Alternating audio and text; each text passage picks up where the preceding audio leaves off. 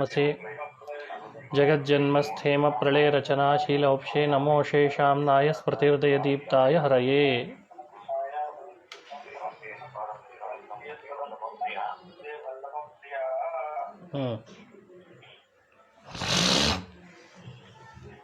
ಈಗ ತಾರತಮ್ಯೇನ ಭಕ್ತ್ಯಾದಿಗುಣ ಸದ್ಭಾವೇ ಸತಿ ಭಕ್ತ್ಯಾದಿ ಸಾಧನ ಗುಣಾನಾಂ ತಾರತಮ್ಯೇನ ಹೇತುನಾ ಇತಿ ಯಾವತ್ ಅದೇ ಆಗಬೇಕಲ್ವಾ?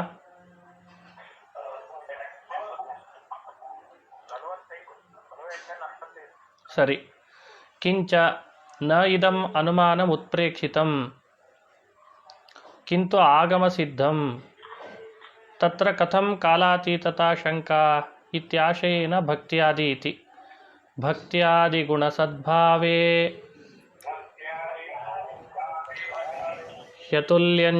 ಹ್ಯತುಲ್ಯತ್ವಂಚ ಭಾರತೆ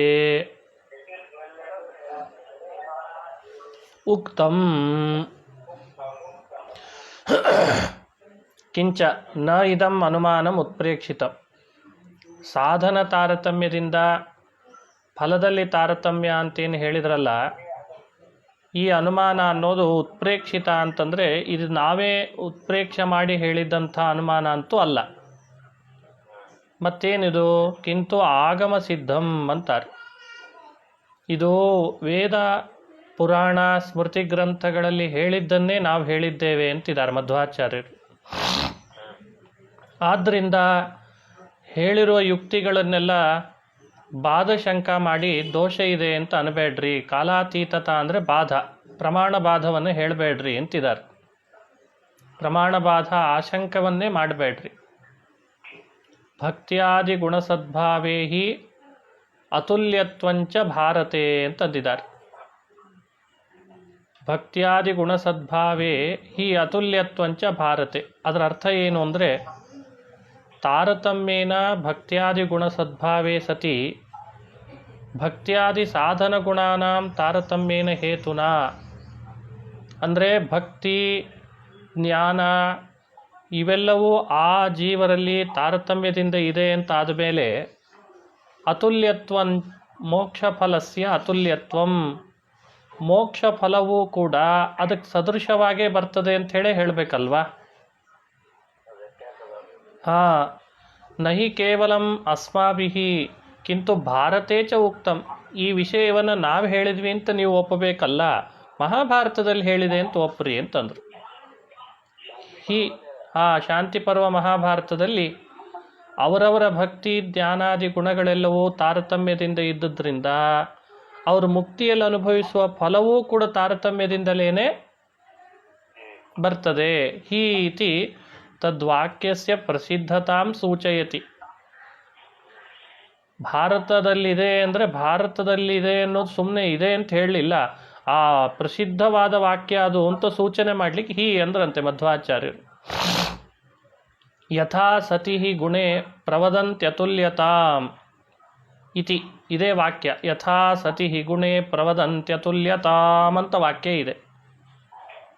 ಸತಿ ಸಾಧ್ ಏನಿದೆ ಮುಂದೆ ಅಲ್ಲಿ?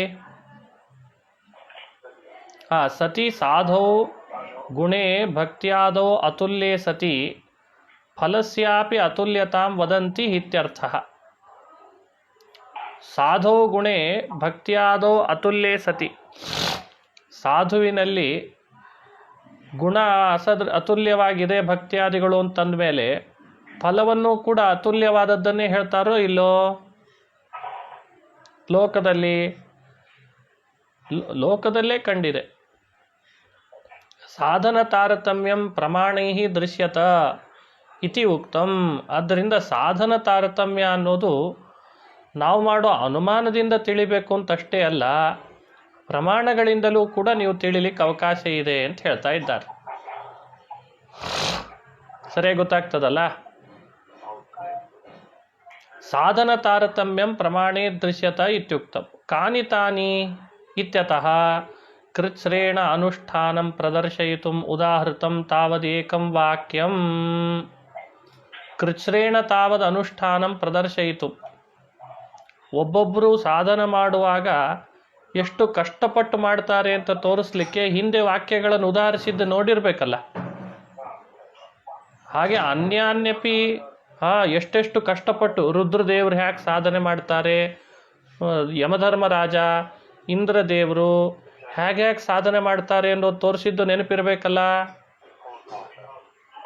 ಅನ್ಯಾನ್ಯಪಿ ಸಂತಿ ಇತ್ಯಾಹ. ಇದೇ ರೀತಿ ಬೇರೆ ಬೇರೆ ವಾಕ್ಯಗಳೂ ಇದ್ದಾವೆ. ಸಾಧನೇತಿ ಸಾಧನ ವೈಚಿತ್ರ್ಯಮಪಿ ಸರ್ವತ್ರ ಕಥ್ಯತೆ. ಸಾಧಕಾನಾಂ ಸಾಧನ ವೈಚಿತ್ರ್ಯಂ ಸರ್ವತ್ರ ಕಥ್ಯತೆ ಗ್ರಂಥೇಶು ಸರ್ವತ್ರಾಪಿ ಗ್ರಂಥೇಶು. ಸಾಧಕರಾದವರು ಮುಕ್ತಿಗೋಸ್ಕರ ಸಾಧನ ಮಾಡುವಾಗ ಸಾಧನ ವೈಚಿತ್ರ್ಯ ಅನ್ನೋದು ಅಲ್ಲಲ್ಲಿ ಬಹಳ ಗ್ರಂಥಗಳಲ್ಲಿ ಬೇರೆ ಬೇರೆ ರೀತಿಯಾಗಿ ವಿಚಿತ್ರವಾಗಿ ಹೇಳಲ್ಪಟ್ಟಿದೆ. ಅದರಿಂದಲೂ ನಮಗೆ ತಿಳಿದು ಬರ್ತದೆ, ಸಾಧನ ವೈಚಿತ್ರ್ಯ ಹೇಳಿದ್ರಿಂದ ಅವಶ್ಯವಾಗಿ ಪ್ರತಿಯೊಬ್ಬನೂ ಕೂಡ ಸಾಧನದಲ್ಲಿ ವೈಚಿತ್ರ್ಯ ಒಪ್ಪಿಕೊಳ್ಳೇಬೇಕು. ಅದರ ಮೂಲಕವಾಗಿ ಸಾಧ್ಯದಲ್ಲಿಯೂ ಕೂಡ ವೈಚಿತ್ರ್ಯವನ್ನು ಒಪ್ಪಿಕೊಳ್ಬೇಕು. ತಾನಿ ವಾಕ್ಯಾನಿ ಪಠತಿ ದುರ್ಜ್ಞೇಯ ಮಿತಿ. ಆ ಸಾಧನ ವೈಚಿತ್ರ್ಯವನ್ನು ಹೇಳುವ ಮಾತುಗಳನ್ನು ಉದಾಹರಿಸಿ ತೋರಿಸ್ತಾ ಇದ್ದಾರೆ. ದುರ್ಜ್ಞೇಯಂ ಅಂತ. ದುರ್ಜ್ಞೇಯಂ ಘೋರ ರೂಪಸ್ಯ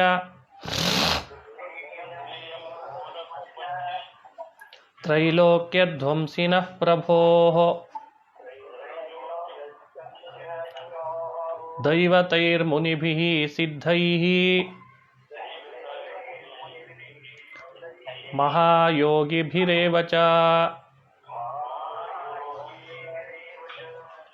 ನೋಡಿ, ದುರ್ಜ್ಞೇಯಂ ಘೋರ ರೂಪಸ್ಯ ತ್ರೈಲೋಕ್ಯ ಧ್ವಂಸಿನಃ ಪ್ರಭೋಃ. ಅದರ ಅರ್ಥ ಬರೀತಾರೆ. ಪ್ರಭೋಃ ನೃಸಿಂಹಸ್ಯ. ಪ್ರಭೋಃ ಸಮರ್ಥನಾದಂಥ ನೃಸಿಂಹದೇವರ ಧ್ಯಾನಚಕ್ರಂ ದೇವತಾದಿಭಿಃ ದುರ್ಜ್ಞೇಯಂ. ಆ ನರಸಿಂಹದೇವರ ಧ್ಯಾನಚಕ್ರ ಅಂತೇನಿದೆ ಅದು ದೇವತೆಗಳಿಂದಲೂ ಕೂಡ ತಿಳಿಲಿಕ್ಕೆ ಸಾಧ್ಯವಾಗದ್ದು. ಕೃತಃ ಘೋರಂ ಭಯಂಕರಂ ರೂಪಂ.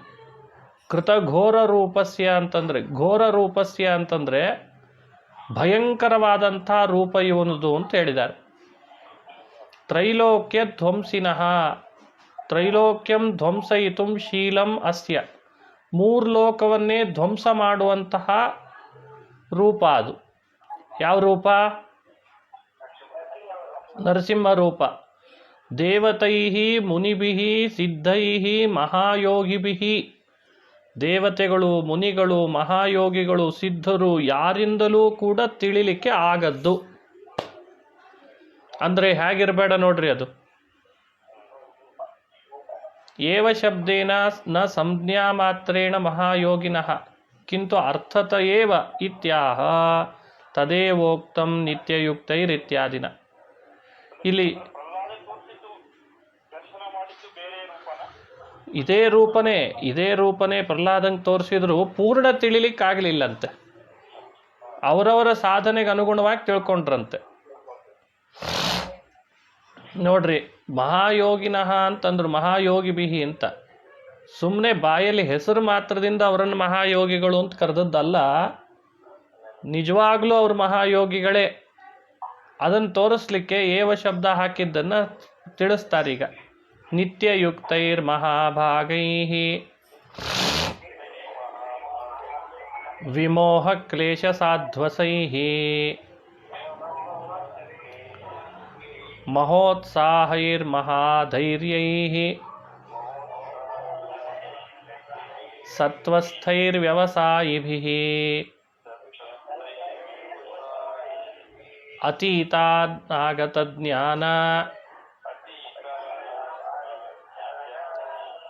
ಅತೀತಾನಾಗತಜ್ಞಾನ ಪ್ರಭವಾಪ್ಯಯವೈಧಿಭಿಃ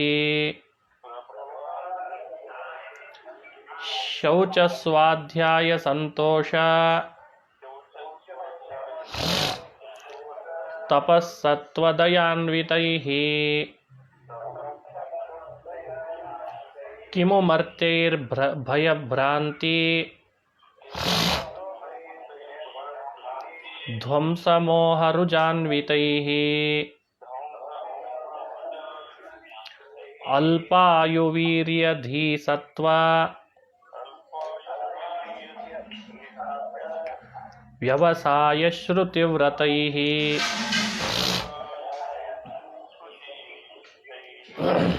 ನೋಡ್ರಿ, ಅವರೆಲ್ಲ ಮಹಾಯೋಗಿಗಳು, ಸಿದ್ಧರು ಅಂತ ಹಿಂದಿನ ಶ್ಲೋಕದಲ್ಲಿ ಬಂತಲ್ಲ, ದೇವತೆಗಳು ಮುನಿಗಳು ಅಂತ.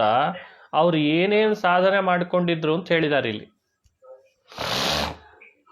ನಿತ್ಯಯುಕ್ತರಾಗಿದ್ರು, ಮಹಾಭಾಗನೆನಿಸಿದ್ರು, ವಿಮೋಹ ಕ್ಲೇಶ ಸಾಧ್ವಸರಾಗಿದ್ರು, ಮಹೋತ್ಸಾಹಿಗಳಾಗಿದ್ರು, ಮಹಾಧೈರ್ಯ ಉಳ್ಳವರಾಗಿದ್ರು, ಮಹಾಸತ್ವ ಉಳ್ಳವರಾಗಿದ್ರು. ಇದೆಲ್ಲ ಅವರಿಗೆ ಅಡ್ಜೆಕ್ಟಿವ್, ಆ ವಿಶೇಷಣಗಳು. ಏನೇನು ವಿಶೇಷಣಗಳನ್ನು ಕೊಟ್ಟಿದ್ದಾರೆ ಇದೆಲ್ಲ ಅವ್ರು ಮಾಡಿಕೊಂಡು ಸಾಧನೆ. ನೋಡ್ರಿ, ಹೇಳ್ತಾರೆ ನಿತ್ಯಯುಕ್ತೈಹಿ ಅಂದ್ರು. ನಿತ್ಯಯುಕ್ತೈ ಅಂದ್ರೇನು? ಸರ್ವದಾ ಧ್ಯಾನಾದ್ಯೋಗವದ್ಭಿಹಿ ಅಂತ ಅರ್ಥ. ಯಾವಾಗಲೂ ಧ್ಯಾನ ಮುಂತಾದ ಯೋಗಗಳನ್ನು ಮಾಡ್ತಾನೇ ಇದ್ರಂತೆ. ಅದಕ್ಕೆ ಅವರಿಗೆ ನಿತ್ಯಯುಕ್ತೈಹಿ ಅಂತ ಕರೀತಾರೆ. ಮಹಾಭಾಗೈಹಿ ಅಂದ್ರು. ಮಹಾಭಾಗೈಹಿ ಅಂದ್ರೇನು? ಭಾಗ ಅಂದ್ರೇನು? ಮಹಾಭಾಗ ಅಂದ್ರೇನು? ಮಹಾಭಾಗ ಬಹಳ ಕಡೆ ಇದನ್ನು ಪ್ರಯೋಗ ಮಾಡ್ತಿರ್ತಾರೋ ಇಲ್ಲ, ಮಹಾಭಾಗರು ಅಂತ. ಮಹಾಭಾಗರು ಅಂತ ಯಾರನ್ನು ಕರೀತಾರೆ ಅಂದ್ರೆ, ಭಾಗ್ಯ ಅಂದ್ರೆ ಇಂದ್ರಿಯ ಜಯ ಅಂತೆ. ಯಾರು ಇಂದ್ರಿಯ ಜಯವನ್ನ ಸರಿಯಾಗಿ ಮಾಡ್ಕೊಂಡಿರ್ತಾರೋ ಅವರನ್ನ ಮಹಾಭಾಗಿಗಳು ಅಂತ ಕರಿಬೇಕಂತೆ. ಸರಿ ಹೋಯ್ತಾ?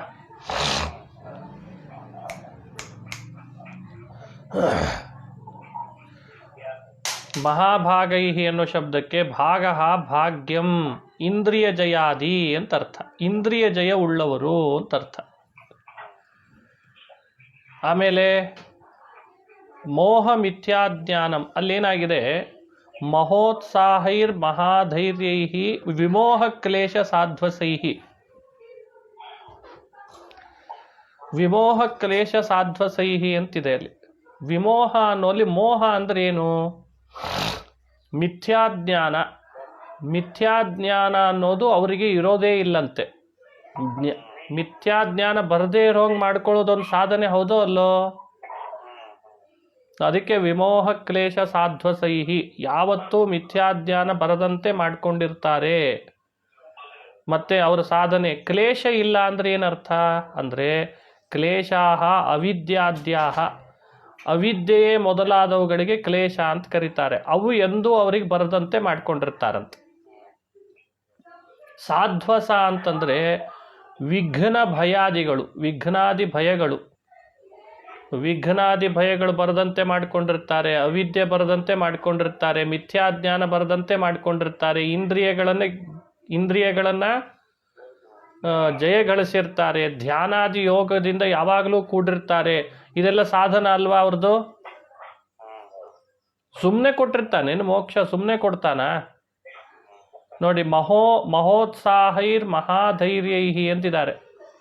ಅಲ್ಲೆಲ್ಲ ಅರ್ಥ ಬರೀತಾರೆ. ಈ ಒಂದೊಂದು ಪದಕ್ಕೆ ಅರ್ಥ ಏನು ಅಂತ ಟೀಕಾಕೃತ್ಪಾದರು. ನ ಕೇವಲಂ ಸದಾದ್ಯುಕ್ತಾ ಕಿಂತು ಸಚ ಉದ್ಯೋಗ ಮಹಾನ್ ಇತ್ಯುಚ್ಯ ಸಚೋದ್ಯೋಗೋ ಮಹಾನ್ ಇತಿ ಉಚ್ಯತೆ ಮಹೋತ್ಸಾಹೈಹಿ ಇತಿ. ಅವರು ಬರೀ ಧ್ಯಾನಾದಿ ಯೋಗಗಳಿಂದ ಕೂಡಿರ್ತಾರೆ ಅಂತ ಇಷ್ಟೇ ಇಟ್ಕೋಬಾರ್ದು, ಭಾರಿ ಉತ್ಸಾಹ ಭರಿತರು ಆಗಿರ್ತಾರಂತೆ. ಅಂದ್ರೆ ಉದ್ಯೋಗವಂತರು ಅಂತ ಅರ್ಥ. ಯಾವುದಾದ್ರೂ ಒಂದು ಕೆಲಸದಲ್ಲಿ ತಮ್ಮನ್ನು ತಾವು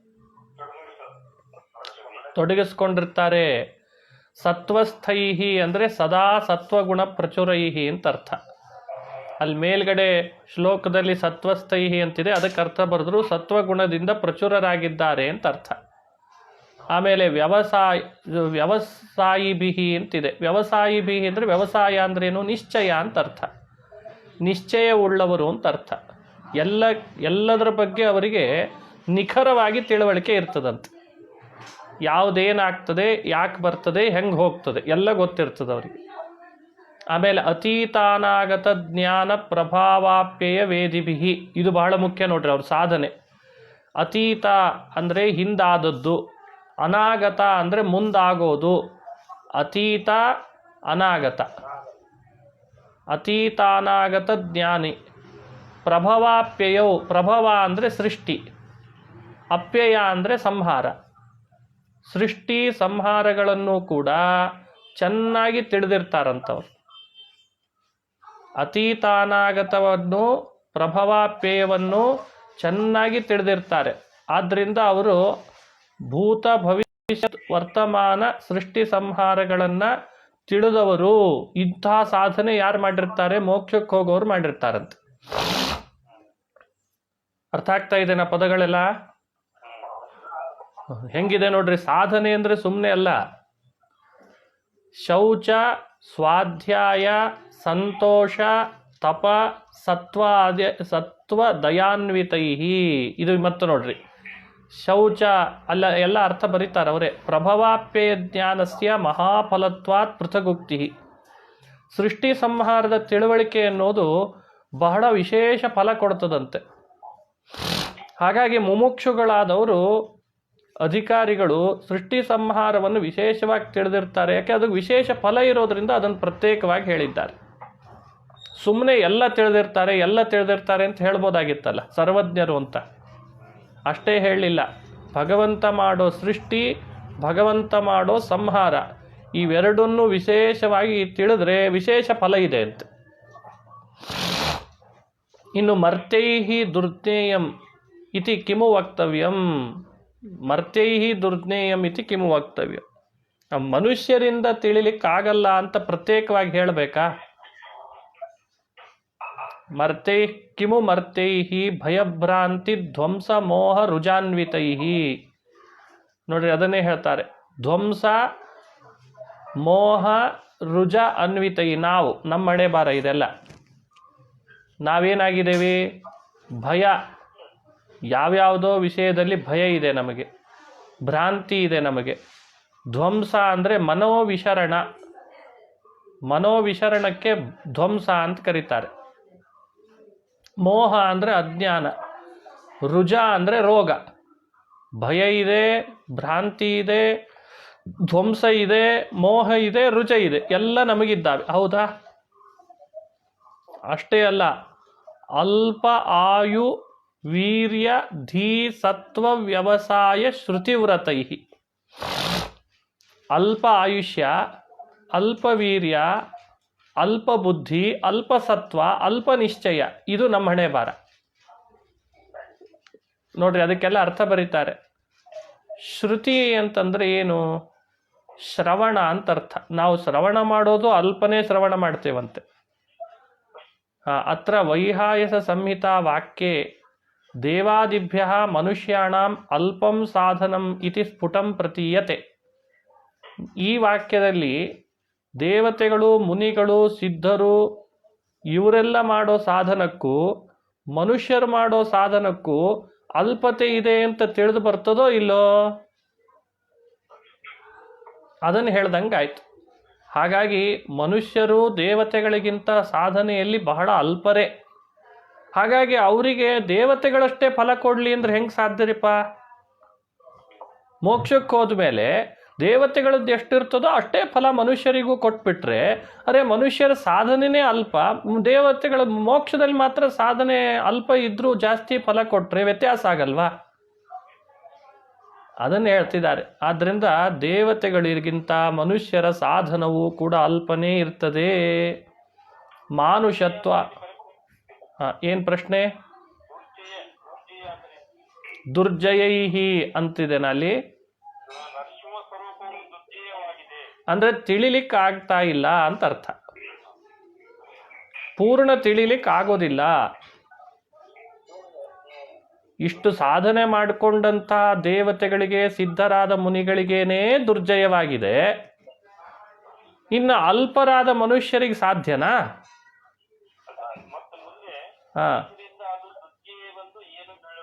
ಅದೇ ದೇವತೆಗಳಾದ ಸಿದ್ಧರಾದ ಮುನಿಗಳಿಗೆ ಆಗ್ತಾ ಇಲ್ಲ, ಇನ್ನು ಮನುಷ್ಯರಾದವರಿಗೆ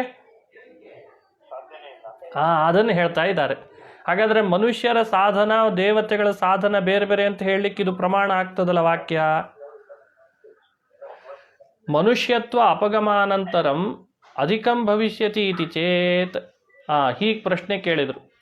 ಈಗೇನೋ ಮನುಷ್ಯತ್ವ ಇರ್ತದೆ ಸರಿ, ಆದರೆ ಈ ಮನುಷ್ಯತ್ವ ಹೋದ ಮೇಲೆ ಅವರಿಗೂ ಕೂಡ ಆ ರೀತಿಯಾಗಿ ಸಾಧನೆ ಅನ್ನೋದು ಆ ರೀತಿಯಾದದ್ದು ಸಿಗ್ತದಲ್ಲ ಅಂತ ಪ್ರಶ್ನೆ. ಅದಕ್ಕಂತಾರೆ ಮನುಷ್ಯತ್ವಾದೇಹ ಅನಪಗಮಸ್ಯ ಅನಂತರಮೇವ ವಕ್ಷ್ಯಮಾಣತ್ವಾತ್. ಈ ಜೀವರ ಸ್ವರೂಪದೊಳಗೆ ಮನುಷ್ಯತ್ವ ಏನಿರ್ತದೆ ಅದು ಎಂದೂ ಕೂಡ ಹೋಗೋದೇ ಇಲ್ಲ.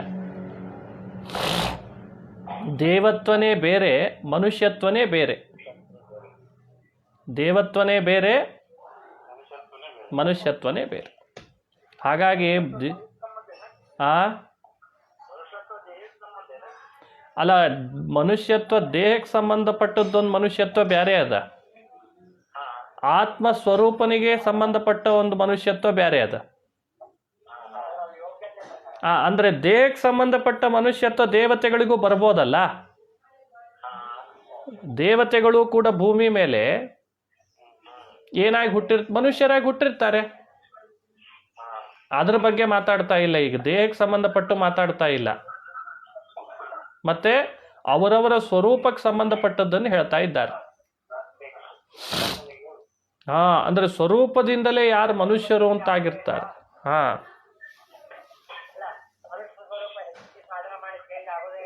ಇಲ್ಲ, ಚೇಂಜ್ ಆಗಲ್ಲ. ಮನುಷ್ಯರು ಯಾರ ಸ್ವರೂಪತಃ ಮನುಷ್ಯರಿರ್ತಾರೆ ಅವರು ದೇವತೆಗಳಾಗ್ಲಿಕ್ಕೆ ಸಾಧ್ಯನೇ ಇಲ್ಲ. ಯಾರ ಸ್ವರೂಪದಿಂದಲೇ ದೇವತೆಗಳಿರ್ತಾರೆ ಅವರು ಮನುಷ್ಯರಾಗ್ಲಿಕ್ಕೆ ಸಾಧ್ಯ ಇಲ್ಲ. ಏನೋ ಶಾಪದಿಂದ ಅವರಿಗೆ ಮನುಷ್ಯ ದೇಹ ಬಂದಿರ್ಬೋದು ಭೂಮಿ ಮೇಲೆ ಹುಟ್ಟುವಾಗ. ಯಾರಿಗೆ?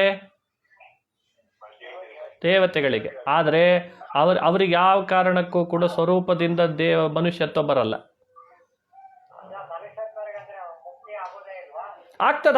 ಆಗ್ತದೆ.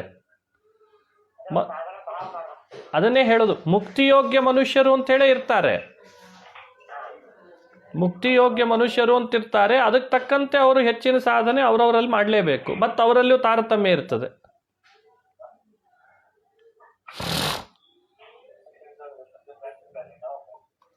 ಸರಿಯಾಗಿ ಅರ್ಥ ಆಗ್ತದಲ್ಲ?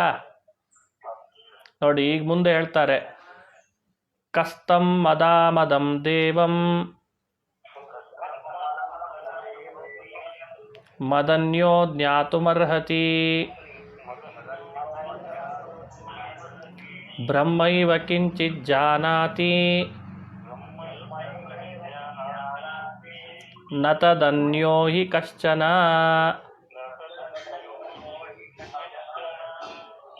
ಹಿಂದಿನ ಶ್ಲೋಕದಲ್ಲಿ ಧ್ಯಾನ ಚಕ್ರಂ ಅಂತ ಧ್ಯಾನ ಸ್ವರೂಪ ವಿಷಯ ಆಗುವ ನರಸಿಂಹನ ಸ್ವರೂಪವನ್ನು ಅಂತ ಅರ್ಥ ಮಾಡಿದರು. ಆ ನರಸಿಂಹ ದೇವರನ್ನ ದೇವತೆಗಳು, ಸಿದ್ಧರು, ಮುನಿಗಳಾದವರೇನೇ ತಿಳಿಯೋದು ಕಷ್ಟ ಇದೆ. ಇನ್ನು ಅಲ್ಪಾಯುಷ್ಯ, ಅಲ್ಪವೀರ್ಯ, ಭ್ರಾಂತಿ, ಭಯ, ಮೋಹಗಳಿಗೆ ಒಳಗಾಗೋ ಮನುಷ್ಯರೇನು ತಿಳಿದಾರು ಅಂತ ಹೇಳಿ ವೈಹಾಯಸ ಸಂಹಿತಾ ವಾಕ್ಯವನ್ನು ಉದಾಹರಿಸಿದ್ರಲ್ವಾ. ಈಗಂತಾರೆ ಇನ್ನೊಂದು ಶ್ರುತಿ ವಾಕ್ಯ, ಮದಾಮದಂ ದೇವಂ ಕಸ್ತಂ ಇತಿ ಶ್ರುತಿ. ಯಂ ಶ್ರುತಿ ಏನಿದೆ ಅಲ್ಲಿ, ಇದು ಯಮವಾಕ್ಯ ಅಂತೆ. ಯಮವಾಕ್ಯ ಕಹ ತಂ ಮದಾಮದಂ ದೇವಂ ಮದನ್ಯಃ ಜ್ಞಾತುಮರ್ಹತಿ ಬ್ರಹ್ಮೈವ ಕಿಂಚಿತ್ ಜಾನಾತಿ ನ ತದನ್ಯೋ ಹಿ ಕಶ್ಚನ ಅಂತ ಯಮದೇವರು ಹೇಳಿದ್ರಂತೆ. ನೋಡಿ, ಹೇಳ್ತಾರೆ, ಸುರಾಸುರಾಣ ಸುಖ ದುಃಖ ಹೇತುತ್ವಾತ್ ಮದಾಮದಃ ಅಂತ ಅರ್ಥ. ಭಗವಂತನಿಗೆ ಮದಾಮದ ಅನ್ನೋದೊಂದು ವಿಶೇಷಣ. ಯಾಕೆ ಅಂದರೆ ಮದ ಅಂದರೆ ಸುಖ, ಅಮದ ಅಂದರೆ ದುಃಖ ಅಂತೆ. ಸುಖ ಹಾಗೂ ದುಃಖಗಳಿಗೆ ಕಾರಣನಾದ್ರಿಂದ ಪರಮಾತ್ಮ ಮದ ಅಂತ ಕರೆಸ್ಕೊಳ್ತಾನಂತೆ. ಸುರರಿಗೆ ಸುಖ ಕೊಡ್ತಾನೆ, ಅಸುರರಿಗೆ ದುಃಖ ಕೊಡ್ತಾನೆ ಅವರವರ ಯೋಗ್ಯತೆಗೆ. ಹೀಗಾಗಿ ಮದನೆನೆಸಿದಂತಹ ದೇವಂ, ಆ ಪರಮಾತ್ಮನನ್ನು, ಮದನ್ಯಃ ನನಗಿಂತ ಭಿನ್ನರಾದವರು ಕಹ ಜ್ಞಾತುಮರ್ಹತಿ ಯಾರು ತಾನೇ ತಿಳಿದಾರು ಅಂತ ಯಮದೇವರು ಹೇಳಿದ್ರಂತೆ. ಅನೇನ ಯಮಸ್ಯ ಅನ್ಯೇಭ್ಯೋ ಜ್ಞಾನಾಧಿಕ್ಯ ಮುಚ್ಯತೆ ಅಂತ ಅರ್ಥ ಅಷ್ಟೆ. ಯಮದೇವ್ರನ್ನ ನಾವು ತಿಳಿಯೋದು ಹೇಗಿಲ್ಲಿ ಅಂದರೆ, ನನಗಿಂತ ಸಣ್ಣವರೇನಿದ್ದಾರೆ ಅವ್ರಿಗಿಂತ ನಾ ಜಾಸ್ತಿ ತಿಳ್ಕೊಂಡಿದ್ದೇನೆ ಅಂತ ಅರ್ಥ. ಬ್ರಹ್ಮೈವ ಕಿಂಚಿತ್ ಜಾನಾತಿ. ಬ್ರಹ್ಮ ಅಂತಂದರೆ ಬ್ರಹ್ಮೈವ ಇತ್ಯನೇನ ಬ್ರಹ್ಮಣಃ ಅತ ಏವ ಮದನ್ಯಃ ಇತಿ ಬ್ರಹ್ಮಾದೀನ್ ವಿನಾ ಇತಿ ವ್ಯಾಖ್ಯೇಯ. ಅಂದರೆ ನನಗಿಂತ ಉತ್ತಮರನ್ನು ಬಿಟ್ಟು ನನಗಿಂತ ಕೆಳಗಿನವರಿಗಿಂತ ನಾ ಜಾಸ್ತಿ ತಿಳ್ಕೊಂಡಿದ್ದೇನೆ. ಬ್ರಹ್ಮದೇವರನ್ನ ಮೊದಲಾದವ್ರನ್ನ ಇಟ್ಕೋಬಾರ್ದು, ಯಾಕಂದರೆ ಬ್ರಹ್ಮದೇವರು ತಿಳಿದಿದ್ದಾರೆ. ಬ್ರಹ್ಮೈವ ಕಿಂಚಿತ್ ಜಾನಾತಿ ನ ತದನ್ಯ ಹಿ ಕಶ್ಚನ. ಉಳಿದವ್ರು ಯಾರು ತಿಳಿಲಿಕ್ಕೆ ಸಾಧ್ಯ ಇಲ್ಲ ಸುಲಭವಾಗಿ ಅಂತ ಅರ್ಥ. ಅದನ್ನೇ ಬರೀತಾರೆ ಸುಧಾದಲ್ಲಿಯೂ ಕೂಡ. ಅತಏವ ಮದನ್ಯ ಇತಿ ಬ್ರಹ್ಮಾದೀನ್ ವಿನಾ ಇತಿ ವ್ಯಾಖ್ಯೇಯ. ಹಾಗಾಗಿ ವೇದವಾಕ್ಯದಲ್ಲಿ ಯಮದೇವರು ಈ ಮಾತನ್ನಾಡುವಾಗ ಯಮದೇವರ ಸಾಧನೆಯಲ್ಲಿ ಅವರ ಜ್ಞಾನ ಅವರ ಭಕ್ತಿಗಳು ಜಾಸ್ತಿ ಅಂತ ಗೊತ್ತಾಗ್ತದೋ ಇಲ್ಲೋ, ಇದು ಈ ವಾಕ್ಯವು ಪ್ರಮಾಣವಾಗ್ತದೆ. ಮುಂದೆ ಮುಕ್ತಾನಾಮಪಿ ಸಿದ್ಧಾನಾಂ ನಾರಾಯಣ ಪರಾಯಣಃ ಸುದುರ್ಲಭ ಪ್ರಶಾಂತಾತ್ಮ ಕೋಟಿಷ್ವಪಿ ಮಹಾಮತೆ.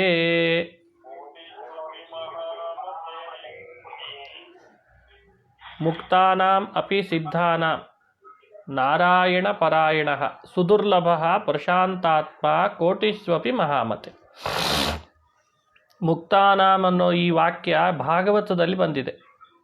ಏನು ಹೇಳಲಿಕ್ಕೆ ಹೊರಟಿದೆ ಅಂದರೆ, ಮುಕ್ತಾನಾಂ ಇತಿ ಭಾಗವತ ವಾಕ್ಯೆ ಮುಕ್ತಾನಾಂ ಶರೀರಾದ್ಯಭಿಮಾನರಹಿತಾನಾಂ ಸಿದ್ಧಾನಾಂ ಜ್ಞಾನಿನಾಂ ಕೋಟಿಷು ಅಪಿ ನಾರಾಯಣ ಪರಾಯಣಃ ಪ್ರಶಾಂತಾತ್ಮ ಸುದುರ್ಲಭ ಕಶ್ಚಿದೇವ ಅಂತ ಅರ್ಥ.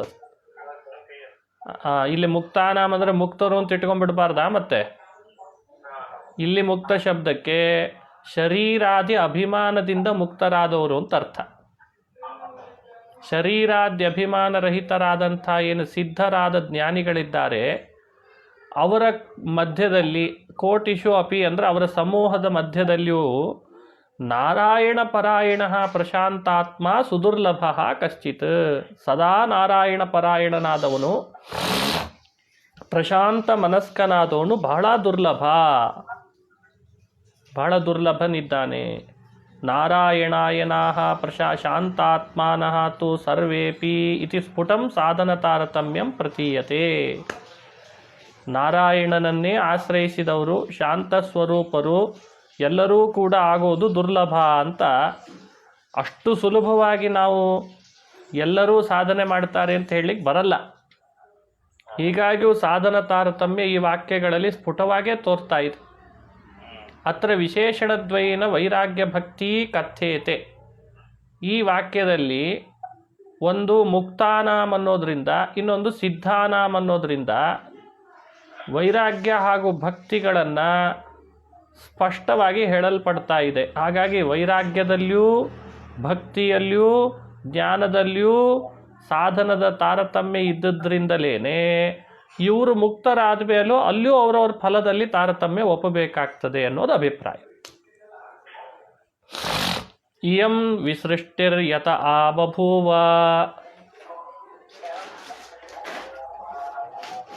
ಯದಿ ವಾ ದಧೆ ಯದಿ ವಾ ನ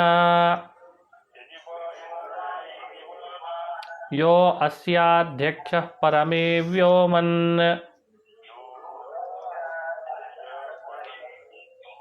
ಸೋ ಅಂಗವೇದ ಯದಿ ವಾ ನ ವೇದ.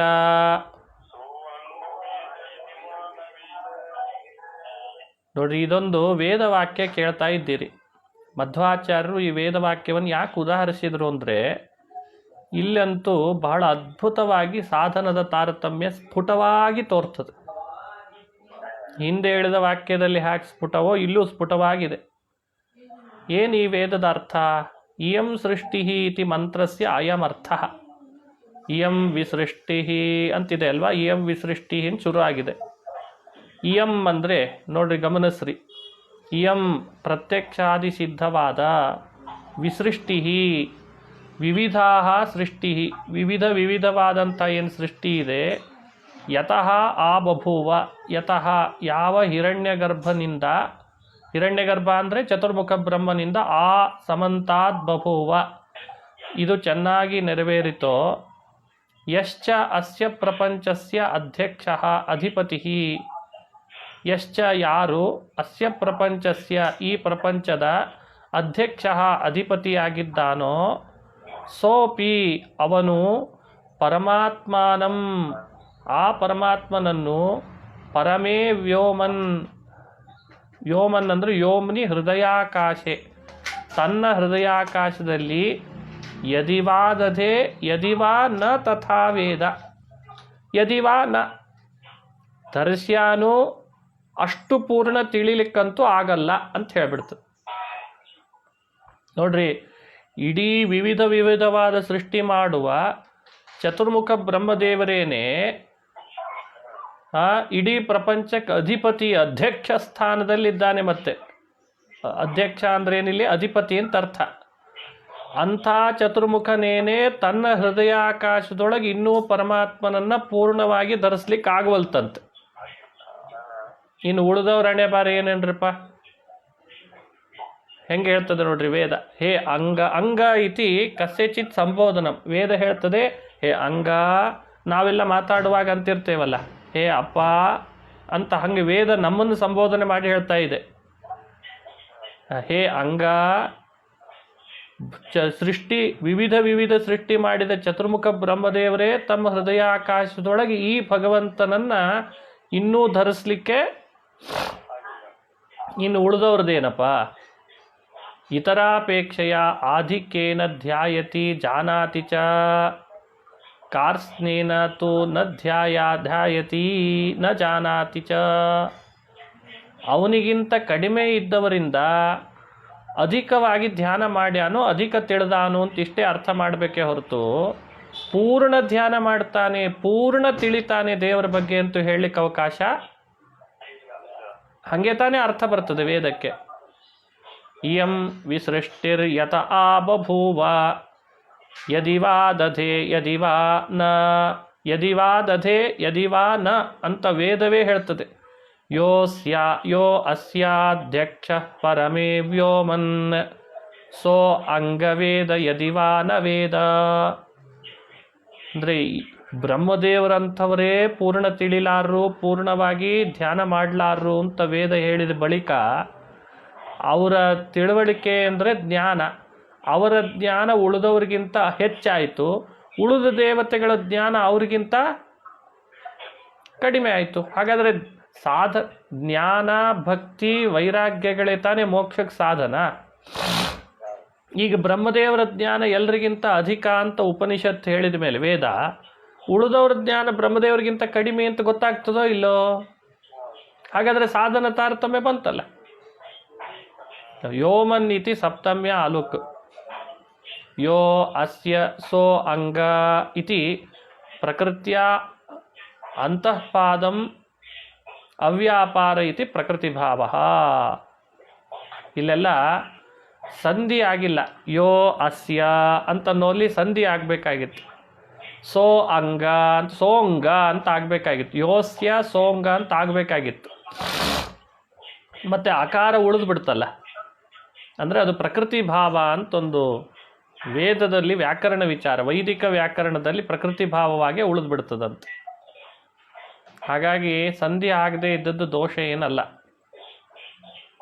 ಈ ವೇದವಾಕ್ಯವೂ ಕೂಡ ವಿವಿಧ ಸೃಷ್ಟಿ ಮಾಡುವ ಚತುರ್ಮುಖ ಬ್ರಹ್ಮನ ಜ್ಞಾನವನ್ನು ತಿಳಿಸಿ, ಅವನ ಧ್ಯಾನವನ್ನು ತಿಳಿಸಿ, ಅವನು ಮಾಡುವ ಸಾಧನದಲ್ಲಿ ಜ್ಞಾನ ಧ್ಯಾನ ಉಳಿದವ್ರಿಗಿಂತ ಜಾಸ್ತಿ, ಉಳಿದವರು ಕಡಿಮೆ ಎನ್ನುವುದನ್ನು ನಮಗೆ ಸ್ಪಷ್ಟಪಡಿಸ್ತದೆ. ಯಸ್ವಾತ್ಮ ಮಾಯಾ ವಿಭವಂ ಸ್ವಯಂ ಗತೋ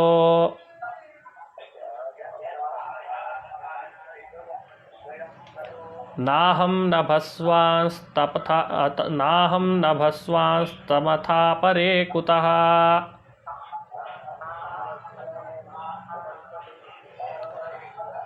ಬ್ರಹ್ಮಾಪಿ ಯಂ ವೇತ್ತಿ ನ ಚೇಹ ಸಮ್ಯಕ್.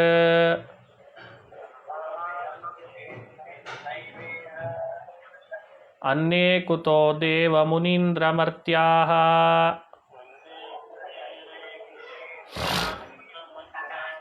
ಇದು ಭಾಗವತದಲ್ಲಿ ಬಂದಂತಹ ಮಾತು.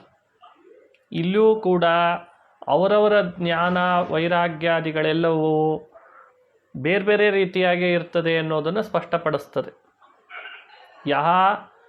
ಯಸ್ವಾತ್ಮ ಮಾಯಾ, ಇದು ಭಾಗವತದಲ್ಲಿ ಬಂದ ಮಾತು. ಭಾಗವತ ವಚನೇಶು ಕೈಮುತ್ಯೋಕ್ತಿಯ ಜ್ಞಾನ ತಾರತಮ್ಯಂ ಅವಗಮ್ಯತೆ.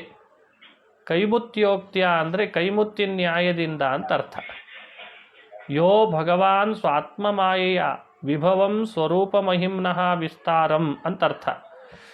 ಸ್ವಯಮೇವ ಗತಃ ಜ್ಞಾತವ ಬ್ರಹ್ಮವಾಕ್ಯಮಿದಂ, ಬ್ರಹ್ಮದೇವರು ಹೇಳುವಂಥ ಮಾತು.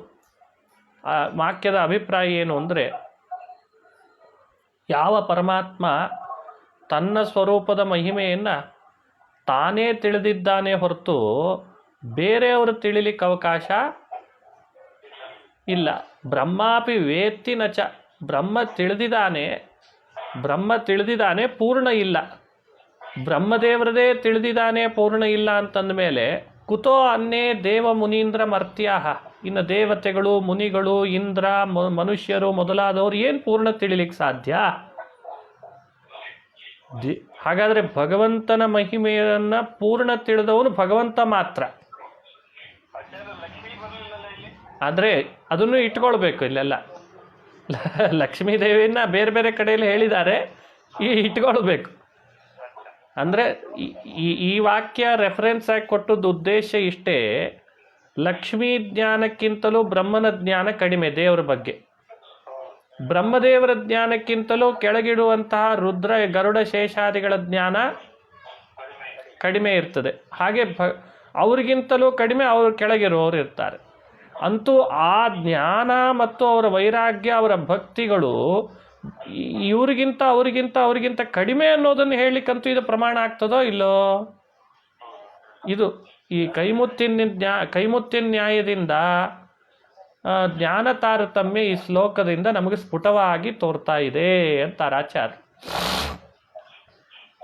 ಇನ್ನು ಯಂ ಅನ್ನೋದರಲ್ಲಿ ಯಂ ಹರಿಂ ಇಹ ಜೀವೇಶು ಅಂತ ಅರ್ಥ ಮಾಡ್ಬೇಕು. ಅಲ್ಲಿ ಬ್ರಹ್ಮ ಪಿ ಯಂ ವೇತ್ತಿ ನಚೇಹ ಅಂತಿದೆ ಅಲ್ವಾ.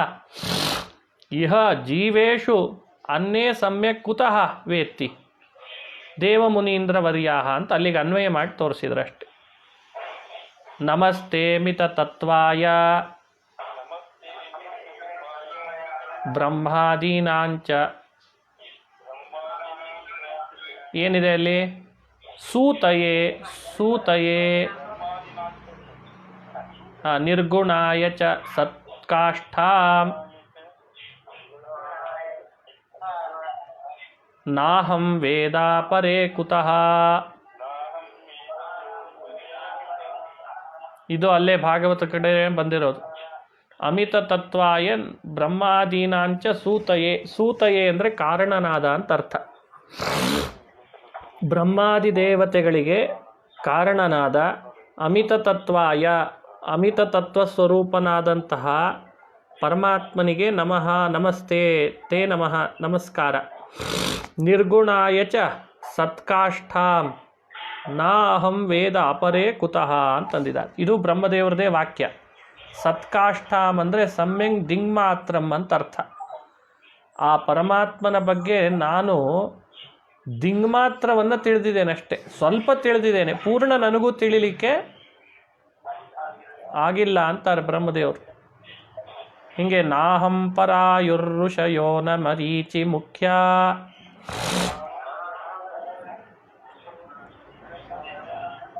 ಜಾನಂತಿ ಯದ್ವಿರಚಿತಂ ಖಲು ಸತ್ವಸಂಘಾಃ.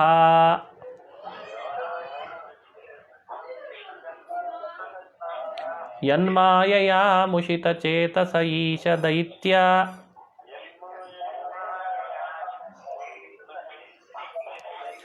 ಮರ್ತ್ಯಾದಯಃ ಕಿಮುತ ಶಶ್ವತ ಭದ್ರವೃತ್ತಾಃ.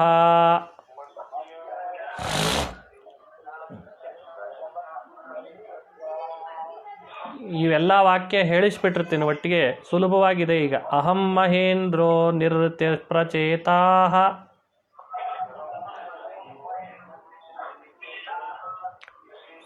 ಸೋಮೋಗ್ನಿರೀಶಃ ಪವನೋರ್ಕೋ ವಿರಿಂಚಃ.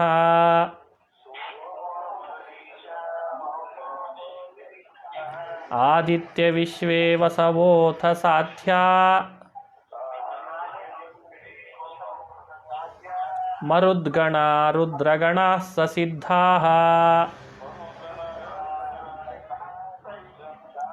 अन्ये च ये विश्वसृजो मरेशा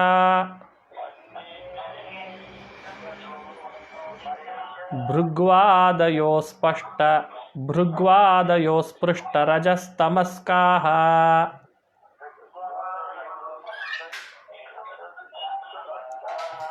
यस्येहितं न विदुस्पष्टमायाः सत्वप्रधाना अपि किं ततोऽन्ये सर्वस्यादौ स्मृतो ब्रह्मा तस्माद्देवादनन्तरः जानाति देवप्रवरम् भूयश्चातोऽधिकं नृप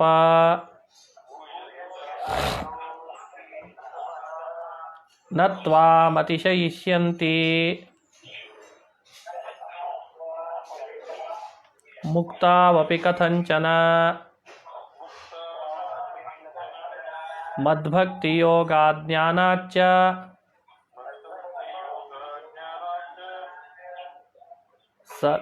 सर्वानतिशयिष्यसि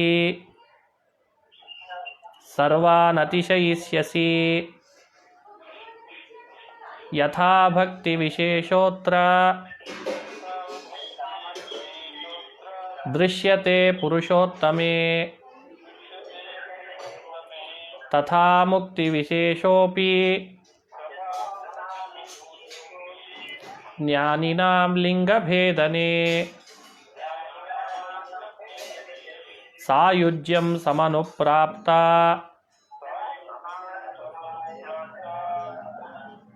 अपि देवादयोऽखिलाः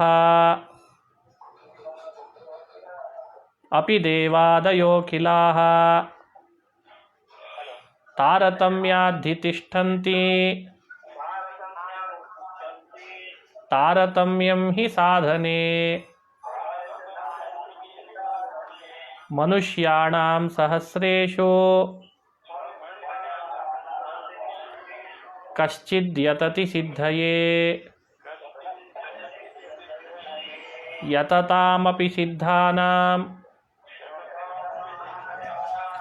कश्चिन्मां वेत्ति तत्त्वतः यैमं परमं गुह्यं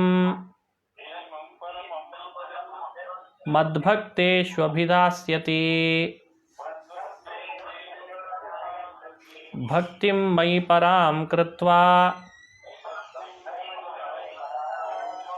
मामे वैष्यत्य संशयः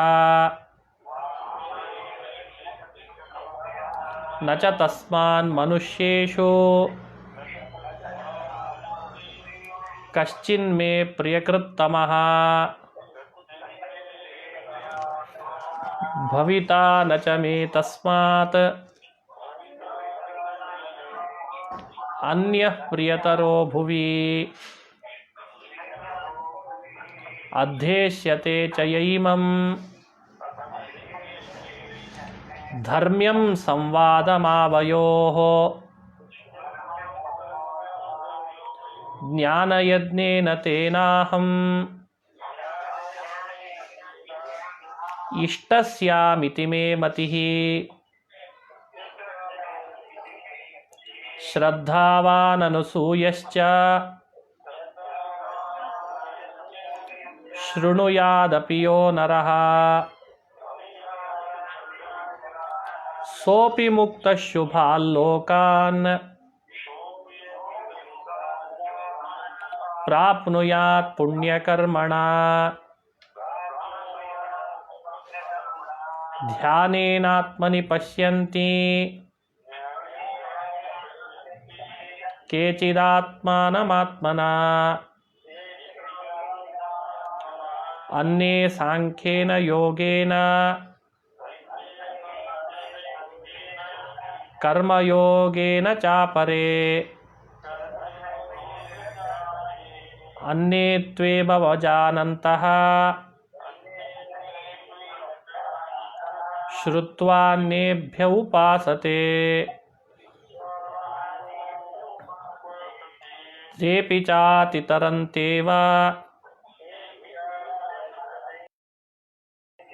श्रुतिपरायणाः सुसूक्ष्मैरप्यशेषैश्च विशेषैः सह पश्यति स्वात्मानं भगवान् विष्णुः सर्वरूपोऽपि सर्वदा सर्वत्र चान्यदप्येवं तेनादृष्टं न हि क्वचित् सर्वत्र सर्वदैवेशं पश्यत्येव रमापितु न तु सर्वैर्विशेषैस्तं पश्यन्त्यप्यन्यतोऽधिकम् स्वात्मानमन्यच्चाशेषं पश्यत्येव हि सर्वदा ब्रह्मा तु सर्वगं पश्येत् गुणानप्यन्यतोऽधिकम् न तु सर्वेषु कालेषु तथा पश्यत्यमुक्तिकः मुक्तस्तु सर्वदा पश्येत् सर्वगत्वेन चापितु नरमावद्विशेषाणां दर्शनं शक्नुयात् क्वचित् ಲಕ್ಷ್ಮೀದೇವಿ ಬಂದಿಲ್ಲ ಅಂತ ಕೇಳಿದ್ರಲ್ಲ, ಇಲ್ಲಿ ಬಂತು ನೋಡಿ, ನ ರಮಾವತ್ ಅಂತ ಬಂತೋ ಇಲ್ಲ. ಈ ವಾಕ್ಯದಲ್ಲಿ ಹೇಳಿದ್ದಾರೆ ಲಕ್ಷ್ಮೀದೇವಿ ತಿಳಿದಷ್ಟು ಇನ್ಯಾರು ತಿಳಿಲಾರು ಅಂತ ಇಲ್ಲಿ ಬಂದಿದೆ. ಸ್ವಾತ್ಮಾನಮನ್ಯಚ್ಚ ಸದಾ ವಿಶೇಷೈರಖಿಲೈರಪಿ ಪಶ್ಯತ್ಯಂಜಸ್ತಥಾ ವಾಣಿ ವಿಶೇಷಾಸ್ತಾವತೋ ನತು ತ್ರೈಗುಣ್ಯಾತ್ ಪರತಃ ಪಶ್ಯೇತ್ ವ್ಯಾಪ್ತಂ ಶತಗುಣಂ ಹರಿಂ. ಇವೆಲ್ಲ ವಾಕ್ಯಗಳಲ್ಲಿ ಹೇಳ್ತಾ ಇರೋ ವಿಷಯಗಳನ್ನು ನಾಳೆ ದಿವಸ ಪಾಠ ಮಾಡ್ತೀನಿ. ಇನ್ನೂ ಇದೆ. ಒಟ್ಟು ತಾತ್ಪರ್ಯ ಇಷ್ಟೇ, ಯಾವ ಯಾವ ಜೀವರಿದ್ದಾರೆ ಆ ದೇವತೆಗಳನ್ನೇ ತಗೊಳ್ರಿ, ಮನುಷ್ಯರನ್ನೇ ತಗೊಳ್ರಿ, ಅವರವರಿಗಿಂತ ಉತ್ತಮರು ತಿಳಿದಷ್ಟು ಕೆಳಗಡೆ ಇರೋರು ತಿಳಿಲಾರು. ಹಾಗಾಗಿ ಉತ್ತಮರ ಜ್ಞಾನ, ಭಕ್ತಿ, ವೈರಾಗ್ಯಗಳು ಕೆಳಗಿನವರಿಗೆ ಇಲ್ಲ ಅನ್ನೋದನ್ನು ಅತಿ ಸ್ಪಷ್ಟವಾಗಿ ವಾಕ್ಯಗಳು ನಿರೂಪಿಸೋದ್ರಿಂದಲೇ ಅವರವರ ಸಾಧನ ತಾರತಮ್ಯ ಇದೆ ಅಂತ ಸಿದ್ಧ ಆಗ್ತದೆ ಅನ್ನೋದು ಅಭಿಪ್ರಾಯ. ಇದನ್ನು ನಾಳೆ ದಿವಸ ಮತ್ತೆ ಮುಂದಿಂದನ್ನು ಹೇಳಿಸಿ ಮುಗಿಸ್ತೇನೆ ಅದನ್ನು.